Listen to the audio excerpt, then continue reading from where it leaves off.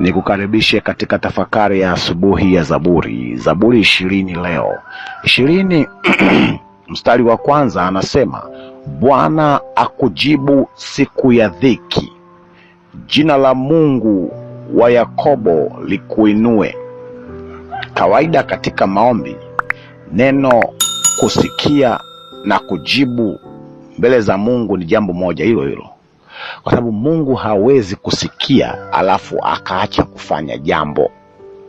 Na majibu ya Mungu ni ndio, hapana au subiri. Anaposema hapana, haimaanishi na kuchukia au wakupenda. Na ninaongea kwa watu ambao wameamua kumcha Mungu. Sio kila anayemwomba Mungu anajibu. Kuna mwingine ana shida nyingi. Kuna kingine Mungu akikupatia wewe utaasi, utamwacha Mungu. Lakini anapokuambia subiri, anataka akikupatia uwe na uwezo wa kukimiliki. Kuna watu ambao Bwana akiwapa bilioni 1 leo, wanaweza wakachanganyikiwa, wakaanza kupiga watu, wakaanza kuua watu, mpaka bilioni 1 ikawaua. Ndio maana Mungu anakuambia subiri kwanza, nikufue uwezo wako wewe upande viwango vya kubarikiwa. Kuna watu leo akifufua mtu na kuambia anaweza akaasi, akafungua kanisa na dunia nzima akatembezwa kama maonyesho. Huyu ndiye aliyewahi kufufua mtu. Kumbe ni kitu kidogo sana. Yaani kufufua mtu mbele za Mungu ni kajambo kadogo sana, ila hafanyi na watu wengi kwa sababu hawako tayari kupokea kile kitu kutoka kwa Mungu. Watachanganyikiwa. Kwa hiyo Bwana akujibu siku ya dhiki. Je, kuna dhiki unaipitia? Kuna mapungufu unapitia? Kuna shida unapitia? Bwana akujibu katikati ya maombi yako. Lakini pia Mungu akuinue. Katika baadhi ya tafsiri neno lilotumika hapa ni kwamba Mungu akulinde. Mungu kumlinda mtu ni pamoja na kwa maana nyingine kumuinua. Na kukuinua maana yake nini? Ilikuwa kwa eneo la chini, eneo la hatari ambalo maisha yako yangehatarishwa. Bwana anakubeba na kukuinua. Ndio maana wimbo unaitwa Bwana uniinue juu. Haleluya. Bwana uniinue juu kwa imani hata mbingu. Anapokuinua juu, matatizo yanakaa chini. Anapokuinua juu, anakupa uwezo wa kukabiliana. Anapokuinua juu, anakupa imani kubwa kuliko matatizo unayopitia. Badala ya kuanza kulia, unaanza kupongeza Bwana kwamba katika hili pia jina lako linatukuzwa. Ndilo ombi la mcha Mungu. Lakini nitaka nikwambie katika Zaburi 10 mstari wa 18, ili kumhukumu yatima naye aliyeonewa, binadamu aliye udongo asizidi kudhurumu. Ubinadamu ni wa udongo tu, lakini wakati mwingine wanajisahau, wanakudhurumu, wanatuonea, wanatufanyia mabaya.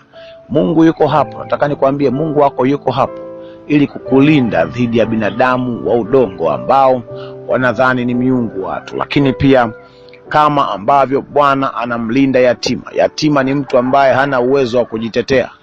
Hata wewe Bwana yuwaweza kukulinda na mashambulizi ya kila siku. Lakini Mungu halindi tu. Kwa lugha nyingine, Mungu anakufanya kuwa na uwezo, anakutia nguvu ya kukabili kile ambacho kingekupata. Kama ungekuwa dhaifu, basi usingeweza kufanikiwa. Lakini pia Zaburi 20 mstari wa 2 anasema akupelekee msaada toka patakatifu pake na kukutegemeza toka Sayuni. Mungu huwa anatoa misaada. Tumezoea kuishi katika dunia, nchi za maskini hizi ambazo tunapata misaada kutoka katika nchi za magharibi.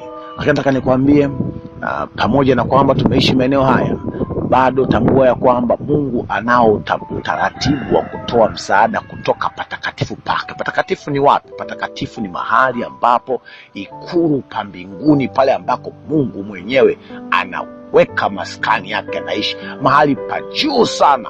Na ndio maana anaita basi tukisogelee kiti cha rehema ili tupate mahitaji yetu kutoka kwa baba yetu. Lakini pia Mungu hapa anaposema hivyo, maana yake anakuwezesha na kukupa uwezo wa kukabili kila kitu, kukupa nguvu. Mungu hutoa nguvu. Unaweza ukaomba fedha, Mungu akupatia nguvu, akupatia ideas. Unaweza ukaomba uponyaji, Mungu akupatia mawazo na vitu vya kula vya kusaidia. Si lazima pote anafanya papo kwa papo. Mahali pengine anakupa nguvu ya kuthubutu. Anakupa uthubutu. Shida yako kumbe ilikuwa ni uthubutu. Umekwama kwenye kuthubutu, Mungu anakuwezesha. Soma Zaburi 62 mstari wa 11. Anasemaje? 62:11 Zaburi inasema, mara moja Mungu amenena, mara mbili nimeyasikia haya, kuwa nguvu zina Mungu. Je, kuna mahali fulani katika maisha yako unaona unapungukiwa nguvu, unaona huwezi? Sema, mara moja Mungu amenena, nguvu zina Mungu. Wewe Mungu mwenye nguvu, na wewe ni Mungu wangu, nguvu zako ni nguvu zangu. Tazama Baba, ndoa yangu inaishiwa nguvu, naelekea kupasuka. Nguvu zina Mungu. Mwambie Mungu aingilie kati.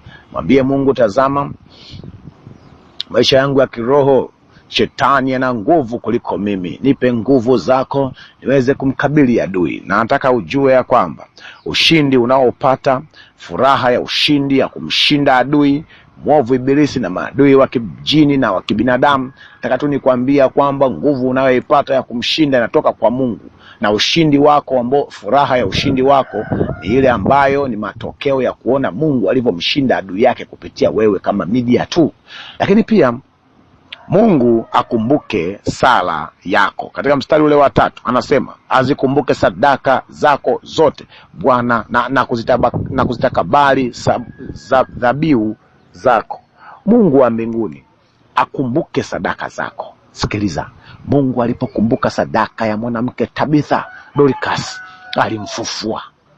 Mungu alipokumbuka sadaka ya Kornelio alituma malaika akaenda akamshtua, akamhamisha mtumishi wa Mungu Petro, akamwambia, njoo, kuna mtu huko anajui neno la Mungu lakini ananipenda, tamfundishe neno. Mungu alipokumbuka sadaka ya Ibrahimu alimfanya baba wa mataifa yote. Mungu alipokumbuka sadaka ya Ayubu kwa watoto wake, ilikuwa ni ulinzi kwa watoto wake. Hata aliporuhusu majanga yamfikie mtoto wake Ayubu, baadaye alimpa watoto wengi zaidi. Nataka nikwambie kuna nguvu katika kutoa sadaka, kwa kumaanisha usinungunike. Ukitoa sadaka yoyote kwa mtumishi wa Mungu na kwa mifumo yake, usinungunike. Ukinungunika umeihujumu sadaka hiyo. Twende mstari wa 5:20.